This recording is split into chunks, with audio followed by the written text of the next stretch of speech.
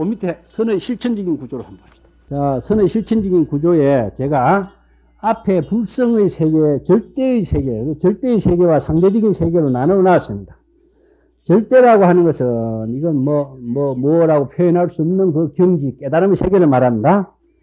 그 불성이라고 하는 것, 그 밑에 보면은 집이라고 하는 표현도 해놨죠. 아까 숲에서 집으로 되돌아가는 그 세계. 그는 본래로 되돌아가고 환원하는 겁니다.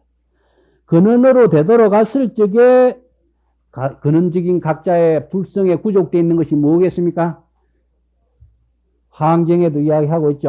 일체의 중생이 모두 부처님과 똑같은 지혜의 덕성을 구족하고 있구나. 이 불성이 어디에 구족되어 있습니까? 지혜와 덕성을 구족하고 있어요. 그런데 불성이 구족되어 있다고 해서 착각을 해서는 안 된다. 착각. 무슨 착각이냐 하는 겁니다. 예? 제가 이런 이야기를 자주 하는데, 불성은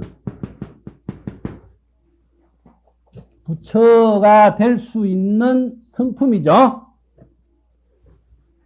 부처가 될 수 있는 성품이고, 부처라고 하는 것은 무엇이냐? 지혜의 완성이고 인격적인 완성을 구현하는 사람인데, 지혜는 깨달음에 의해서 이루어지고 그 깨달음의 삶을 인격적으로 전개하는 자비의 모습이 인격적인 구현인데, 불성이라고 해서 바로 부처냐? 예? 이것은 가능성입니다. 가능성. 그러면은 불성에서 부처로서의 세계는 뭐냐? 이것은 능력의 세계입니다. 어떤 능력이겠어요? 지혜와 인격을 구현하는 능력이죠. 자기 깨달음의 지혜를 구현하고 인격적인 자기를 구현하는 그 경지를 우리가 불교에서 이상적인 인격으로 부처라고 한다. 그랬을 적에 일체 중생이 불성이 있는 거와 일체 중생이 부처가 된 거와의 차이는 뭐겠습니까? 가능성의 세계가 능력의 세계와는 다르다는 겁니다. 그러면 가능성의 세계를 능력으로 만들기 위해서는 어떻게 해야 되겠죠? 그래서 우리가 길을 알아야 됩니다. 길. 가능성의 세계가 능력으로 될 수 있는 방법을 알아야 돼요. 길, 방법. 그러면은 길과 방법을 알게 됐을 때 그때면은 실천이 필요하죠? 한국 불교는 요걸 지금 상실하고 있어요. 교육 부재라. 교육 부재니까 착각을 하는 겁니다.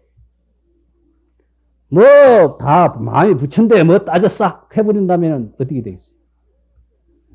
능력과 가능성을 스스로 착각 속에 헤매고 있는 거죠. 그래서 우리가 올바른 교육, 올바른 실천 정신은 스스로 확립해야 그 길을 갈 수 있고 불법을 자기화할 수 있고 불법의 지혜로운 자기 생활을 할 수 있고 그 생활을 통해서 인격적인 자기 모습을 구현할 수가 있는 거죠. 그것을 상실하게 된다면 우리는 이 시대의 불법을 만났지만은 좋은 인연을 만났지만은 좋은 씨앗으로서 자기 구현을 하지 못하고 썩어버리는 거예요.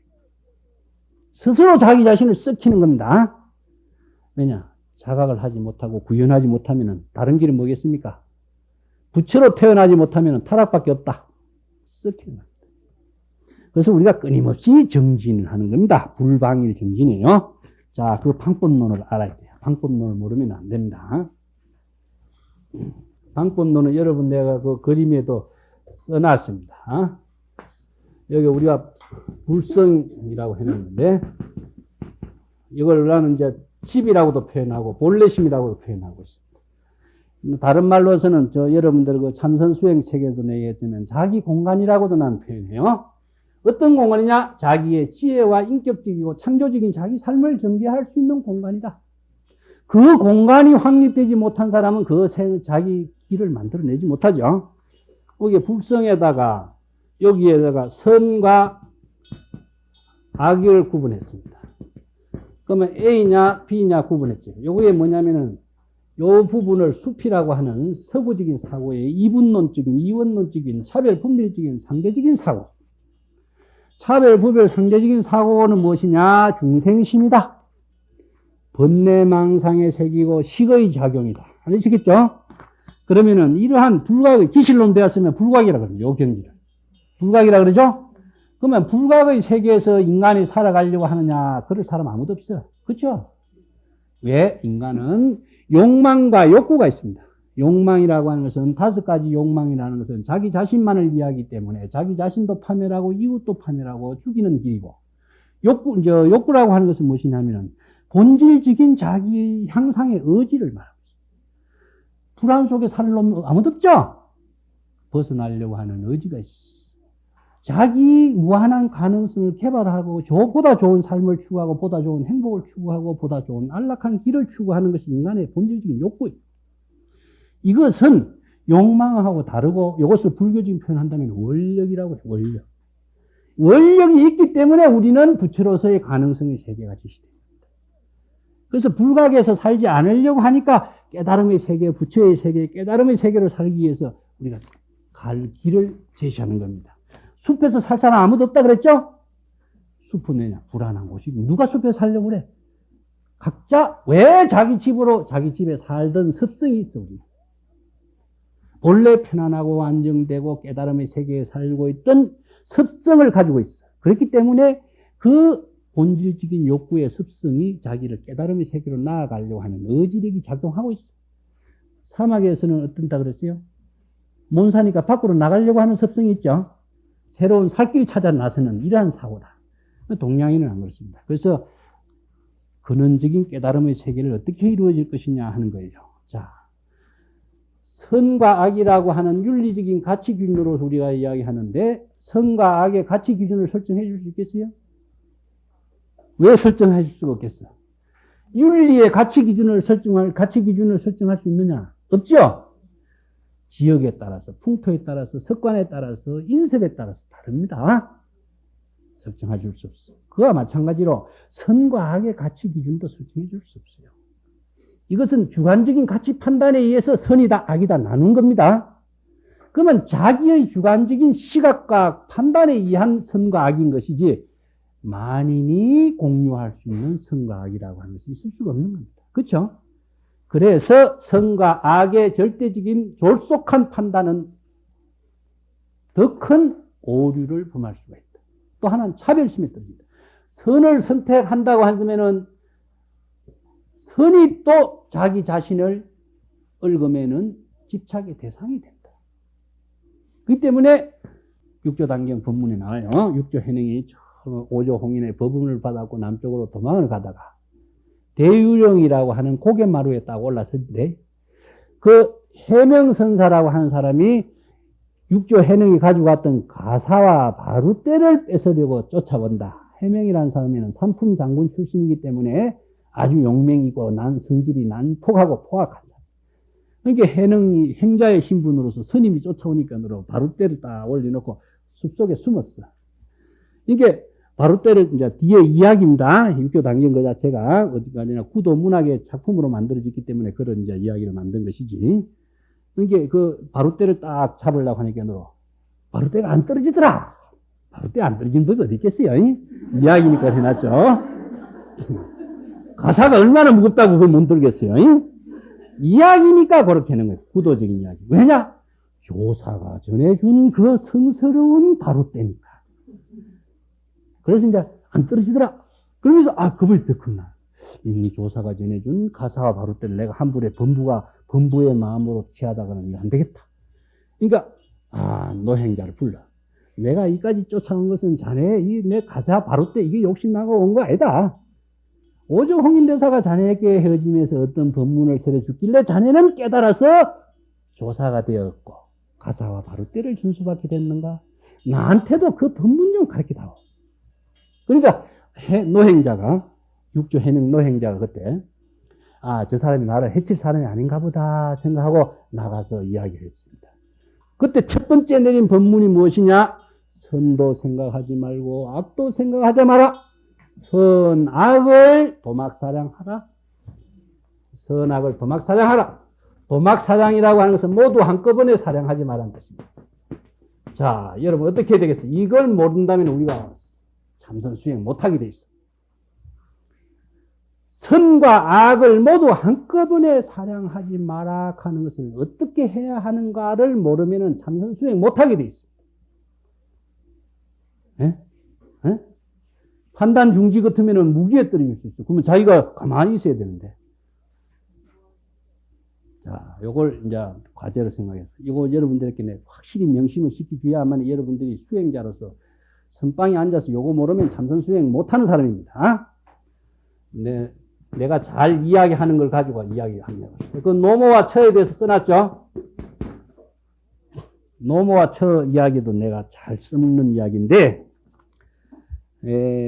자기와 노모와 처가 세 사람이 길을 가다가 비가 많이 와가지고 징검다리가 툭 떠내려갔어. 그래서 노모의 손을 붙잡고 가던 자기 마누라, 젊은 마누라가 둘이 동시에 물에 풍덩 빠져서 둘 다 한꺼번에 떠내려가게 됐다.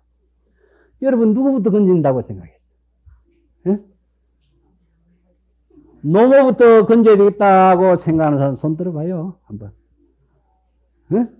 왜 손을 아무도 안 들을까?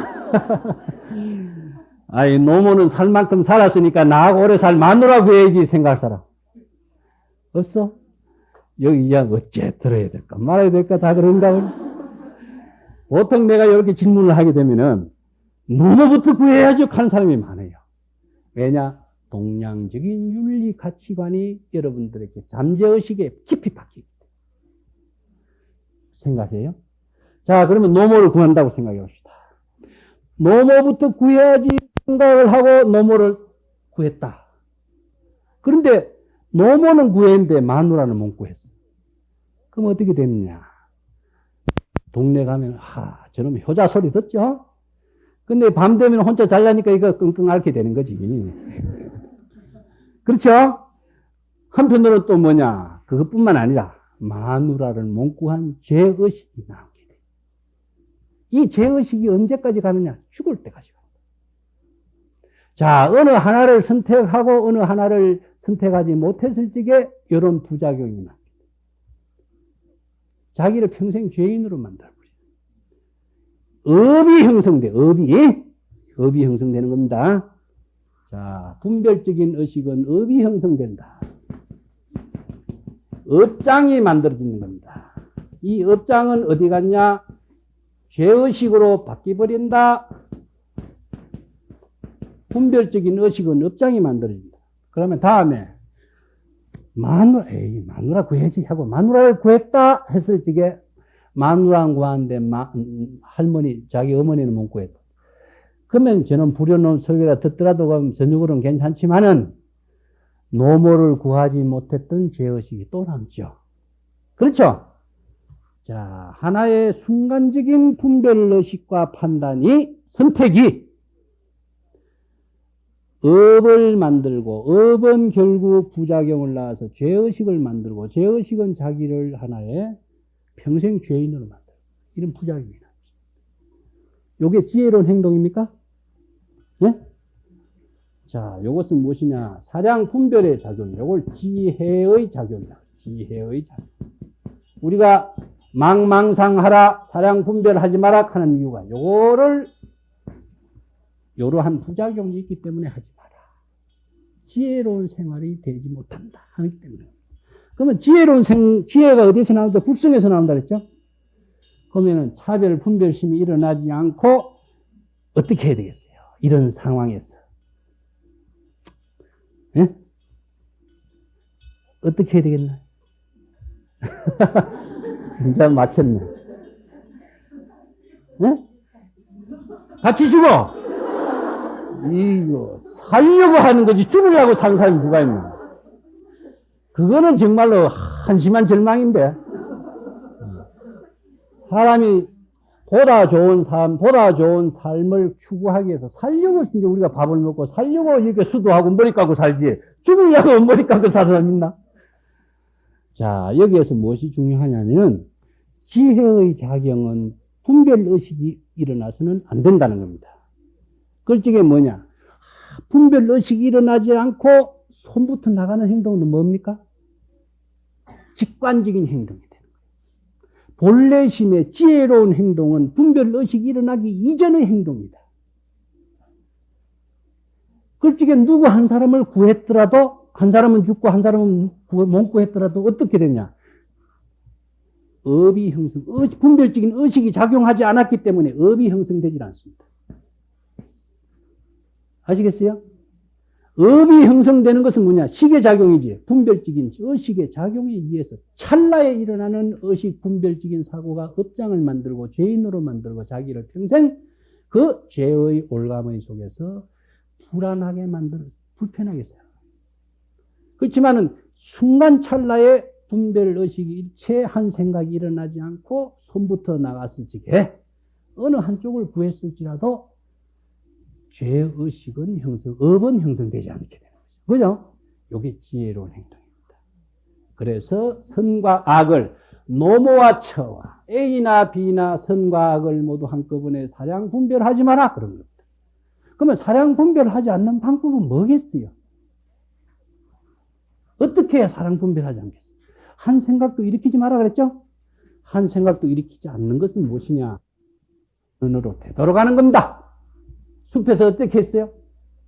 자기 집으로 되돌아가야 된다 그랬죠? 자기 집으로 되돌아가는 것으로서 문제 해결을 하는 것이다. 여기 해놨죠? 그래서 문제 해결하는 방법을 모르는 것은 문제 해결은 뭐냐? 수행하는 방법을 알아야 돼. 근원으로 되돌아갔을 적에 근원적인 본래심에서 작용하는 지혜로운 생활은 업이 형성되지 않기 때문에 차별 분별에 떨어지지 않고 근원적인 본래심의 세계에서는 자기를 깨달음의 삶을 증개하는 것이다. 그러면 근원으로 되돌아가는 것이 그럼 어떻게 해야 되는 것이냐? 우리가 여러분 불교의 참선 수행의 목적을 한마디로 이야기한다면 뭘 하겠습니까? 예? 참선 수행의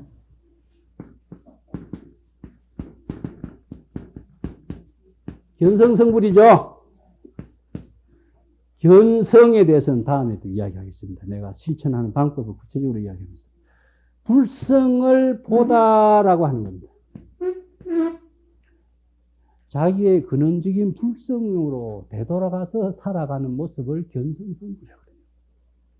불성에 살림, 불성의 깨달음의 본래심에 살림살이 하는 것을 견성성불이라고 그래요. 아시겠어요? 견성성불을 한번 했다고 아까 경제적인 논리처럼 돈 은행에 집어넣고 사는 거와 다르다 그랬죠? 찰나에 참선하는 것이 견성성불하는 살림살이입니다. 그렇기 때문에 본래로 되돌아가는 것은 무엇이냐? 견성성불이라. 자기 집으로 되돌아가는 살림살이가 그대로 견성한 것이고 견성해서 살아가는 것이 부처의 살림살이 살아가는 것입니다. 중생의 살림살이에서 부처의 살림살이로 자기를 바꾸는 겁니다. 그래서 시부도에서 아까 8번째 자기 집으로 되돌아간다 그랬죠? 근원적인 각자의 불성으로 되돌아가고 환원으로 되돌아가고 본래로 되돌아가는 것이 무엇이냐? 이게 선수행의 본질인데 그것을 견성성불이라고 한다. 요걸 꼭 아셔야 됩니다. 여기에 선불교 맨 앞에 내가 이 견성성불에 대해서부터 이야기했죠. 예, 여기에다 내가 써놨습니다. 어디 써놨으니까 그러고 참선 수행에서도 견성성불에 대해서 내가 써놨어요. 써놨으니까 그런 것을 쭉 읽어보시고 견성성불하는 길이 무엇인가 하는 것을 알아야 견성성불하고 참선 수행하는 것이 어떤 것인가를 알아요. 참선 수행 생활을 하죠. 근원으로 되돌아간다라고 하는 것은 숲에서 자기 집으로 되돌아간다라고 하는 것을 항상 여러분들이 생각을 해요. 여러분들이 마음속에 번뇌, 망념이 일어나고 차별, 분별심이 일어나면 내가 숲속에 괜히 빠져서 헤매고 있구나 생각했어요. 이런 자기의 모습을 왜 내가 불편하게 자기 스스로 자기를 학대하느냐. 이것을 이제 나는 번뇌를 현대적인 말로는 스트레스라고 이야기합니다. 번뇌. 그거를 스트레스라고 이야기해요. 스트레스가 일반적으로 야, 저 사람 날 굉장히 힘들게 해. 날 스트레스 받게 하네. 말 한마디를 했을 때 그런 말 많이 하죠. 근데 스트레스라고 하는 것은 불교 참선 공부를 제대로 하면은 스트레스 해소법을 알게 돼 있어요. 근데 선의 건강에서 내가 옛날에 한번 어디에 쓴 적도 있는데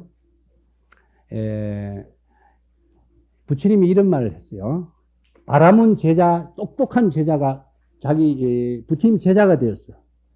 근데 그 바라문 친구가 부처님한테 나와가지고 당신은 내 친구를 왜 부처님 이제 당신 제자로 만들어서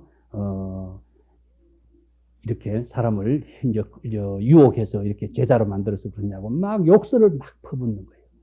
그러니까 그 부처님이 그 욕설을 다 듣고 난 뒤에 그래. 당신 집에도 손님이 찾아옵니까? 묻습니다. 물론 찾아오죠. 친구도 오고 친척들도 오고. 손님이 찾아오면은 당신은 그 손님들을 위해서 음식물을 가지고 대접을 하는 경우도 있습니까? 대접하죠. 차도 대접하고 음식도 대접. 그러면 그 손님이 와서 그 음식물을 먹지 않으면은 그 음식은 누구 것이죠? 물론 내가 했으니까 내 것이죠. 당신이 지금 나를 위해서 그렇게 욕을 퍼붓는 대접을 했지만은 나는 그 음식을 안 먹겠습니다. 그럼 어떻게 돼? 자기 것이죠? 여기서 이제 금강경에서 아상인상 중생상 수자상이라고 하는 실천 수행하고 무주와 무상의 실천 방법을 알면은 이러한 경지는 우리가 쉽게 넘어가. 자기라고 하는 그 권위의식, 자기의 존재의식을 갖고 있기 때문에 남을 욕을 하니까 쟤가 나를 힘들게 한다. 나를 욕되게 했다. 이런 자기라고 하는 것이 없어졌을 적에 아무런 의미가 없는 거. 그죠? 그래서 스트레스라고 하는 것은 마음에 받아들이지 않으면 스트레스는 받지 않는 것이다. 아무리 자기 주위에서 자기를 힘들게 할지라도 초연해 무심의 경지에서 무상의 자기를 구현할 적에는 그 경지를 스스로 극복할 수 있는 것이다. 이것을 우리가 불교의 부처님의 가르침을 통해서 지혜롭게 사는 그 삶을 우리가 배워야 된다는 점이죠.